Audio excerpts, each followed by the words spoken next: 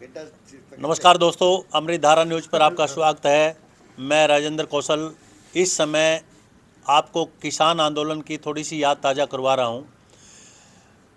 जिन शख्सियत से हम बात करना जा रहे हैं उन शख्सियत का नाम है राम भट्ट जी।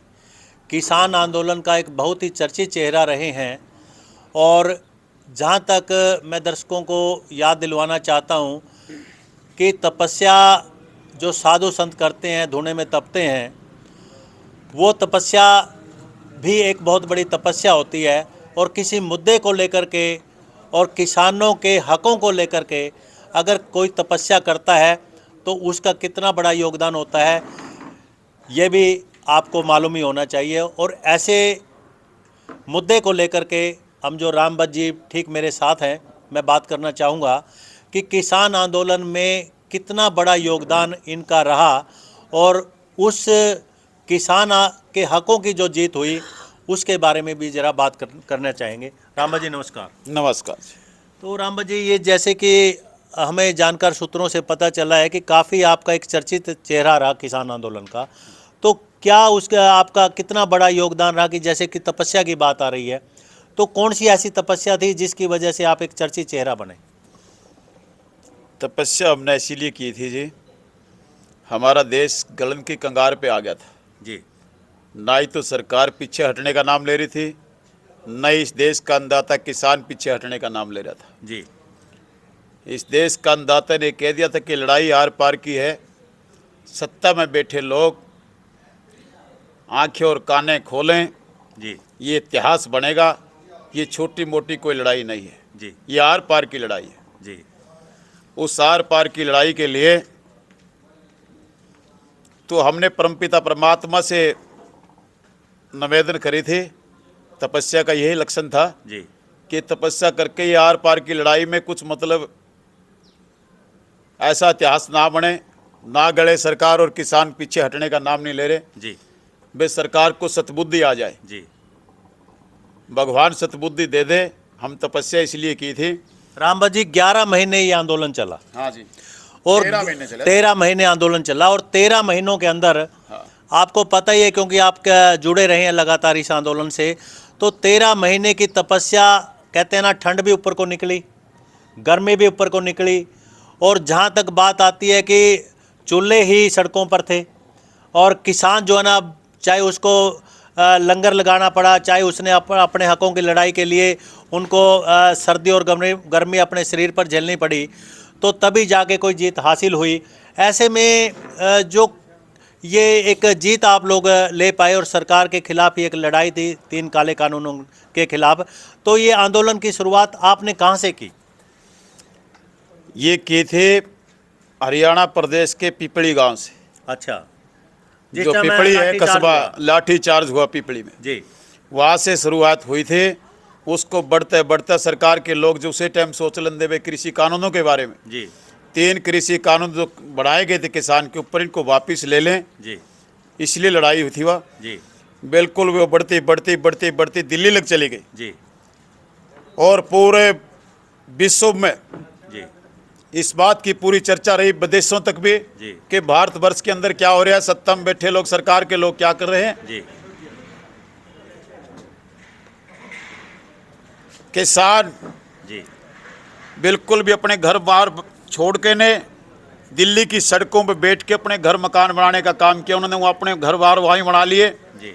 वहीं बिल्कुल भी सभी किसान तपस्या में बैठ गया और किसानों के ऊपर लाठी चार्ज हुए, पानी के पिछवाड़े देने का काम किया, जी। गोली भी किसानों के ऊपर चलाने का काम किया, लेकिन किसानों ने किसी प्रकार की कोई परवाह नहीं की। किसान का इतिहास है, आने वाली सरकार भी कभी सोचेगी तो किसान से पहले ही बच के और सपल के नया कानून बनाने का काम करेगी। किसान के साथ छेड़छाड़ करने का काम नहीं करेगी। ये किसान ने पूरा खुंटा ठोक दिया है, ऐसी नहीं है। और जो भी कृषि कानून में अब भी थोड़ी बहुत कोई कमी रख रही है सरकार, तो सत्ता में बैठे लोगों ने सोच लेना चाहिए उस कृषि कानून को, जो भी वापस लेने की जो शर्त थी, जो बातें हुई थी कैबिनेट के मंत्रिमंडल के लोगों के साथ किसानों की, और जो आश्वासन दिए गए हैं, उसके ऊपर खरी उतरने का काम करे। किसान ना मरया ना मरेगा, किसान ना पीछे हटा ना हटेगा। और जो भी हुआ है, किसान एक जवान का धनी है। किसान ऐसा है कि अन्नदाता है देश का।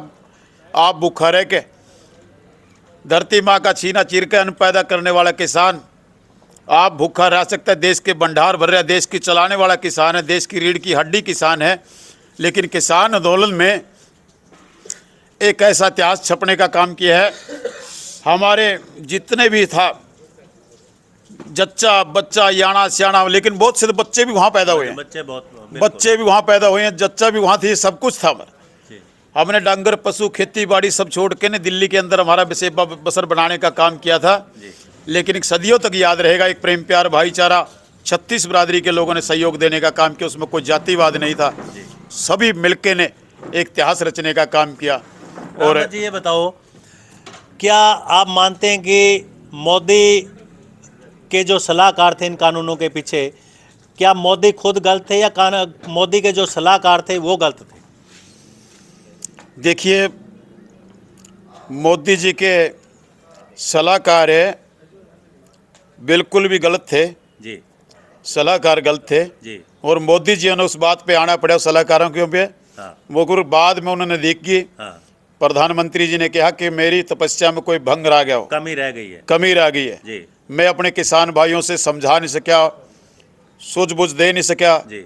मैं अपनी बात को। लेकिन उसी दिन से जे हाँ, इस जो से रास्ते पे मैं चला गया, हाँ। उस रास्ते पे ना जाऊंगा तो या नौबत ना आवे। ना आए। प्रधानमंत्री जी ने बिल्कुल भी मानी है देश के सामने, और माफी मांगी। माफी मांगी। प्रधानमंत्री जी ने कहा कि मैं मेरे किसानों पे माफी मांगता हूँ, माफी चाहता हूँ, बिल्कुल। लेकिन इन 3 कृषि कानूनों को मैं वापस लेता हूँ। जी। प्रधानमंत्री जी ने बिल्कुल देश के सामने किया जी। है। और यही किसान कह रहे थे जिस दिन से आंदोलन शुरू हुआ कि भाई अब प्रधानमंत्री जी इन 3 कृषि कानूनों को वापस ले लो, ये लेने पड़ेंगे। 13 महीने नहीं लगे थे, उसमें 13 दिन भी नहीं लगाने थे, ज़्यादा लगाई है, 13 मिनट भी ज़्यादा थी जी, प्रधानमंत्री के लिए और इस देश के किसान के लिए। जी।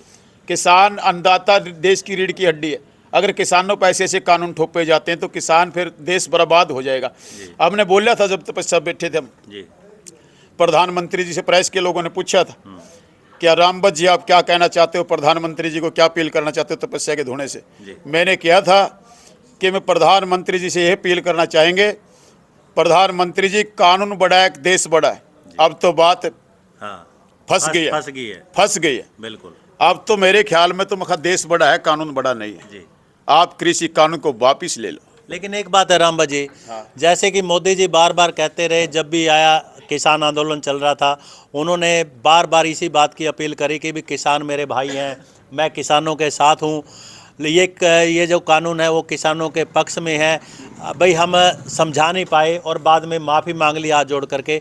तो इसमें जो है ना, प्रधानमंत्री जी ने बाद में माफ़ी मांगने का काम किया है।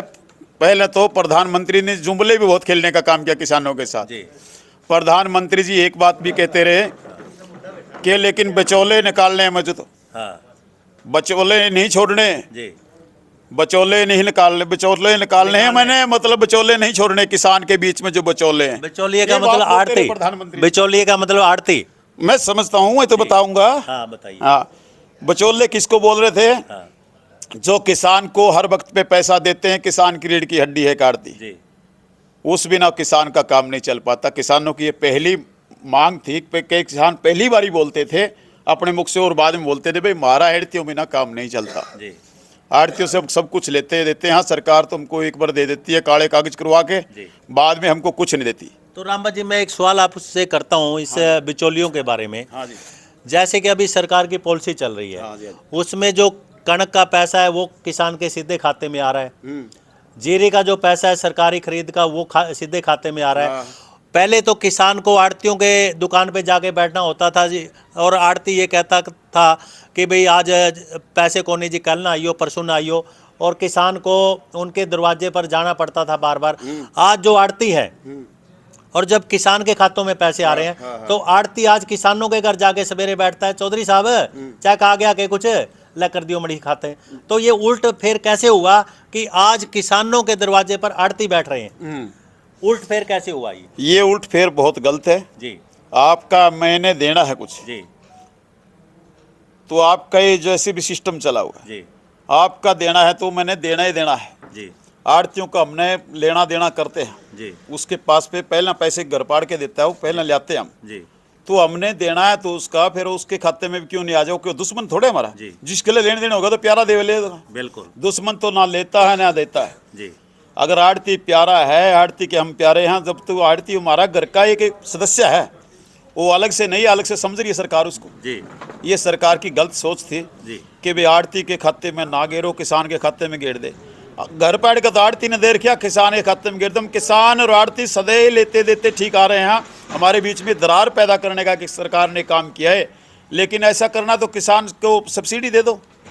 किसान की बहुत सी चीज़ें ऐसी हैं फसलों की गर्दौरी करवानी चाहिए कि सरकार का जो काम हो सरकार उन्होंने कर लेना चाहिए। जो किसान फसल बेच रहा है उसमें किसान सरकार ने नहीं आना चाहिए। उसकी फसल ठीक ठाक बिक रही है ठीक तुल रही है मंडियों में ये तो संभाल करने का किसान का उसका सरकार का फर्ज बनता है। जी बेअंदाता की फसल ठीक बिक रही है कि कोई गलत तो नहीं कर रहा उसमें कर सकते हैं जो भी तो कोई किसान शिकायत करता है तो। लेकिन एक बात है राम जी जो किसान का मुद्दा ये जो बिचौलियों वाला रहा तो सरकार अगर बिचौलियों को बीच में से खत्म करना चाहती थी और किसानों को उसके खाते में सीधे पैसे देने का सरकार काम करती है तो कुछ लोग ये मानते हैं कि भी ये तो बहुत अच्छा काम है जब किसान का पैसा सीधा किसान को मिल रहा है तो बीच वाले का क्या रोल रह जाता है। बीच वाले का रोल ऐसा है बीच वाले पे पैसा किसान ला रहा है पहला उसका घर पाड़ के वो दे रहा है उस पर तो वो ला रहा है लेकिन उसके साथ में ऐसा हो कृषि से जुड़ा हुआ है आड़ती भी। आड़ती कृषि से न्यारा नहीं है आड़ती कृषि के साथ जुड़ा हुआ है लेकिन आड़ती के खाते में मतलब पैसा आओ आड़ती के पास पहुंचो पैसा फसल बिकी का वो आड़ती वो हमारे चप्पा किसी के साथ ठगी नहीं करता हम आड़ती के साथ ठगी चाहे कर जाए।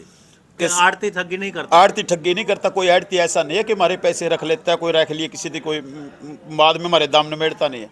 वो जैसे हम कह कर ना हरियाणा में एक भाषा है जिसके से भैंस 1 रुपये की साई देकर लिया हुआ नहीं उसके सारे रुपये तारने पड़ते हैं।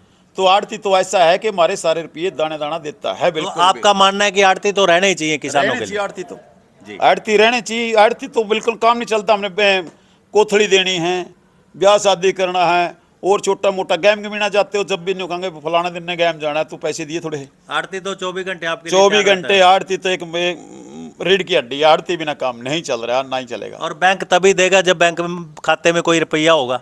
बैंक तो रुपये के तो बैंक देगा ही नहीं कुछ। बैंक तो हमने एक ऐसा है आड़ती तो बिना जमीन वाले नहीं पैसे दे देगा भाई कमा के दे देगा। सरकार के पास चले जाए बिना जमीन वाला नहीं कहेंगे जमीन के नंबर लिया जब पैसे देंगे तेरे को जी। तो वो एक ऐसा किसान भी है बहुत सा जिसके पास कमाया खाना चाहे है जमीन नहीं है और खेती करना चाहे उसका मन है बेचारे का बिल्कुल वो देश का भंडार बनना में वही साऊ भी लेना चाहे। आपका मानना है कि आड़ती और किसान की एक ही सिक्के के दो पहलू हैं। दो पहलू एक ना आड़ती बिना काम चलता और ना किसान का आड़तियों के बिना चलता ना आड़ती का किसानों के बिना चलता। तो बहुत बड़ी बात है ये मैं दर्शकों से बताना चाहता हूं कि राम भज्जी गांव उजाना से हैं जो कि किसान आंदोलन का एक बहुत बड़ा एक मुख्य चेहरा रहे हैं और टिकैत साहब के साथ भी इनका बहुत बड़ा एक नज़दीकी का रिश्ता रहा है। तो ऐसे में दर्शकों तक हमने ये जानकारी पहुंचाने का प्रयास किया है राम भज्जी के विचार आप तक पहुंचाने का प्रयास किया है और नई खबर जानने तक बने रहिए राजेंद्र कौशल के साथ। जय हिंद जय भारत।